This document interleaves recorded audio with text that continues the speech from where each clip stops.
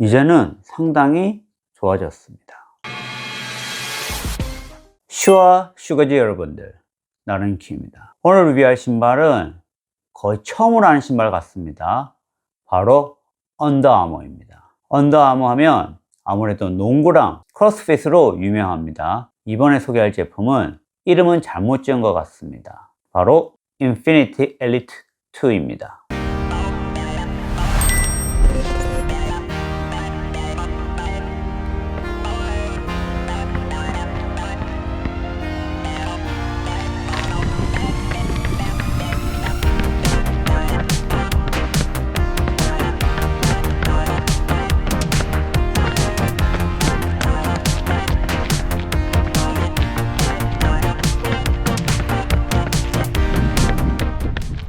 디스클레이머입니다. 이 신발은 언더아머 코리아로부터 협찬받았습니다.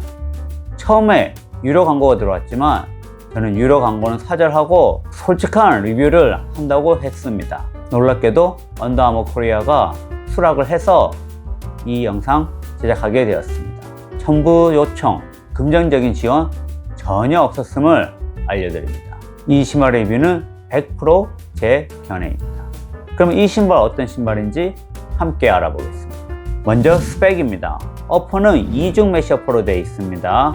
상당히 두껍고 통기성은 그렇게 좋아 보이지는 않습니다. 혀는 어느 정도 두꺼우며 안에 밴딩 처리가 되어 있어서 돌아가지 않습니다. 혀는 전부 네오프렌 소재로 되어 있습니다. 그래서 푹신하지만 통기성과는 좀 거리가 멉니다. 힐 패딩 어느 정도 두껍게 되어 있고 힐컵도 단단합니다. 확실히 견고하게 잡아주는 느낌이 있습니다. 신발 신고 벗기 편안하고 이렇게 풀탭도 있기는 합니다. 외장 힙 카운트는 없는데 이 신발의 베이스가 워낙 넓다 보니까, 그리고 옆에 사이드 월도 어느 정도 높습니다. 이 신발의 밑솔 두께가 35mm인데 실질적으로 됐을 때는 50이었습니다. 그만큼 사이드 월이 높게 있기 때문에 이 사이드 월이 안정감을 잡아줍니다. 밑솔은 허벌 플러스라고 하는데 이 신발은 서코네의 파워런 플러스랑 상당히 비슷합니다. TPU 소재가 아닌가 싶습니다. 탱탱하고 반발력이 좀 더 느껴지는 쿠션감입니다. 아웃솔은 고무가 많이 들어갔고 보다시피 베이스가 상당히 넓어 안정감이 좋아 보입니다. 이 신발의 무게 255 사이즈 기준 260g입니다. 엄청 가벼운 건 아니지만 요즘 나오는 데일리 트레이너 맥스 쿠션 하의 평균 무게 정도 된다고 보시면 됩니다. 자, 그럼 슈 피팅 가이드입니다. 이 신발의 사이즈는 반업 하시면 됩니다. 저는 보통 250 사이즈를 신는데 요즘은 대다수 신발을 255 사이즈로 신습니다. 이 신발 같은 경우도 255 사이즈로 신었는데 딱 괜찮았습니다. 발볼 엄청 좁지 않습니다. 어느 정도 발볼감도 있고 발등 높이도 있다고 보시면 됩니다. 2E까지는 아니지만 나이키나 아디다스보다는 조금 더 넉넉한 느낌을 원하신다면 저처럼 반업하시는 게 좋을 것 같습니다. 이 신발의 통기성 조금 아쉽습니다. 아무래도 이 메쉬 소재가 이중으로 되어 있습니다. 여기 이중이다 보니 조금 더운 느낌이 듭니다. 좀 더 촘촘하면 통기성이 좋을 것 같지만 실험을 했을 때 통기성이 그렇게 좋지는 못했습니다.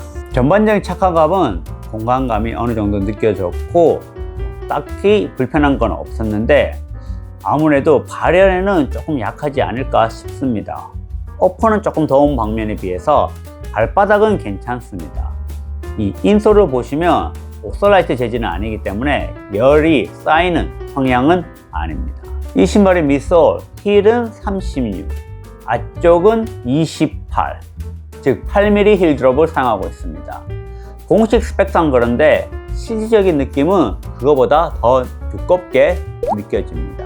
체감상은 거의 40 가까이 되는 것 같습니다. 그래서 이 신발의 쿠션감은 엄청 푹신한 것보다는 어느 정도 탱탱한 감이 있습니다. 뉴발란스 모우처럼 푹 꺼지는 쿠션이 아니라 좀 더 서코니 트라이엄프에 가까운 탱탱 튕겨주는 느낌을 가지고 있습니다. 그래서 완전 푹푹 꺼지는 쿠션이 아니기 때문에 이 탄성감이 느껴집니다.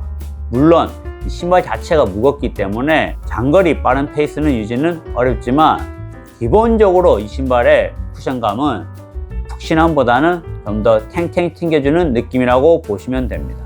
이 신발의 락커, 뻣뻣합니다. 뻣뻣하지만 호카처럼 완전 트루 락커까지는 아닙니다. 요즘 나오는 기본적으로 이제 앞코가 들려져서 약간 롤링이 되는 그런 다이내믹한 신발이라고 보시면 됩니다.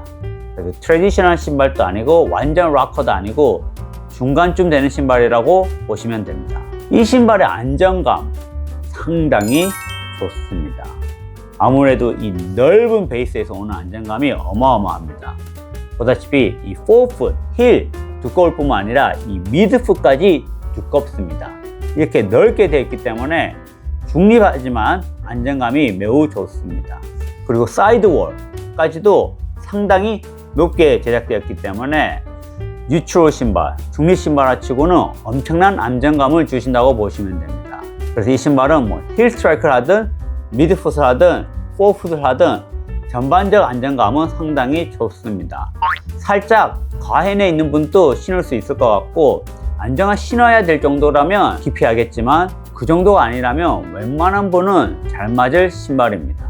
특히 이 힐 스트라이크, 힐 쪽에 이 쿠션감과 폭이 워낙 넓다 보니까 이 신발은 힐 스트라이크 주자에게 가장 잘 맞는 신발인 것 같습니다.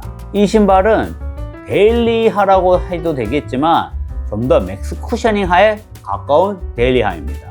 워킹용으로 상당히 괜찮습니다. 특히 힐 안정감이 좋았기 때문에. 그리고 조깅까지도 괜찮습니다. 하지만 좀 더 맥스 쿠션 하에 가깝다 보니까 템포 용도로는 비추천합니다. LSD 용도로는 나름 괜찮습니다. 왜냐하면 푹푹 꺼지는 쿠션 같은 경우는 장거리로 갈수록 쿠션이 꺼져서 불편할 수가 있는데 이 신발은 좀 더 탱탱한 느낌이다 보니까 장거리로 가도 쿠션이 꺼지는 느낌이 별로 없습니다. 그래서 워킹, 조깅, 그리고 LSD로 적합한 신발입니다. 그럼 이 신발과 비교할 만한 신발이 어떤 신발이 있을까요? 첫 번째로 호카 본디입니다. 두 신발은 안정감이 상당히 비슷합니다. 물론 호카는 완전 락커가 되어 있다면 이 신발은 중간 정도입니다. 쿠션감은 인피니티 엘리트 2가 더 낫습니다. 아무래도 호카는 EVA 미솔을 사용하다 보니 스택 하이트는 살짝 더 두껍지만 쿠션감은 인피니티 엘리트를 따라갈 수가 없었습니다. 두 신발의 무게, 인피니티 엘리트 2가 더 가벼웠습니다. 아무래도 허브 플러스 신소재 미솔 때문에 쿠션감과 반발력 뿐만이 아니라 무게까지도 더 가벼웠습니다. 물론 호카라는 브랜드 인지도가 상당히 높기 때문에 호카가 인기가 많지만 두 신발의 퍼포먼스를 놓고 봤을 때는 인피니티 엘리트가 조금 더 나았던 것 같습니다. 다음으로 비교할 신발은 바로 아디다스 울트라 부스트 라이트입니다. 이 두 신발도 성향이 상당히 비슷합니다. 무게도 비슷하고 물론 이 인피니티 엘리트가 한 6g 정도 더 가벼웠습니다. 미솔 같은 경우 둘 다 두께가 비슷한데 힐 쿠션감은 비슷하지만 포풋은 인피니티 엘리트가 조금 더 두꺼웠습니다. 아디다스 울트라 부스트는 10mm 힐 드롭을 사용하다 보니까 앞쪽 쿠션감이 좀 적었습니다. 반면에 엘리트가 좀 더 두꺼워서 나왔습니다. 거의 흡사합니다. 정말 많이 흡사하지만 이 신발이 포풋 쿠션이 조금 더 괜찮았고 무게감도 살짝 더 나았습니다. 마지막으로 이 신발과 비교되는 신발은 트라이엄프 22입니다. 20 같은 경우는 정말 잘 나왔지만 22 같은 경우는 오히려 쿠션감도 좀 탱탱해지고 무게도 좀 많이 늘었습니다. 최고의 쿠션은 아니었지만 이 제품은 22랑 비교했을 때 거의 흡사합니다. 무게도 비슷하고 쿠션감도 비슷하고 힐 드롭도 상당히 비슷하기 때문에 트라이엄프 22 정도 신발이 괜찮다고 생각하시는 분이면 이 신발도 잘 맞을 것 같습니다. 총평합니다. 이 신발 생각보다 잘 만들었습니다. 제가 언더아머 같은 경우는 쿠션감이 항상 부족해서 선호하지 않았습니다.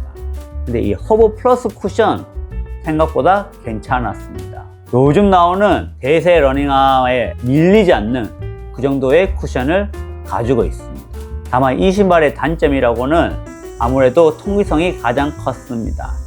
이 어퍼가 이중 어퍼가 아니었으면 좀 더 나았고 네오프렌 소재의 혀가 아니었으면 좀 더 통기성이 나았지 않을까 싶습니다. 무게 같은 경우도 나쁘지는 않고 기본은 하지만 더 치고 나가는 느낌은 들지 않았습니다. 그래서 요즘 나오는 대세 러닝화 브랜드 그 스펙이랑은 동일하지만 아무래도 아직까지는 이 언더아머 브랜드 이미지 개선이 좀 더 필요한 것 같습니다. 다른 브랜드보다 좀 더 낫다면 제가 강력히 추천할 수는 있는데 지금 잘 나오는 신발들의 평균 정도이기 때문에 더 뛰어나다고 할 수는 없습니다. 그래서 뭐 울트라 부스트 라이트, 본디 이런 신발보다 조금 더 괜찮은 감은 있지만 딱 트라이엄프 22 정도의 느낌이 들며 아직까지 아식스 님버스 수준까지는 아닌 것 같습니다.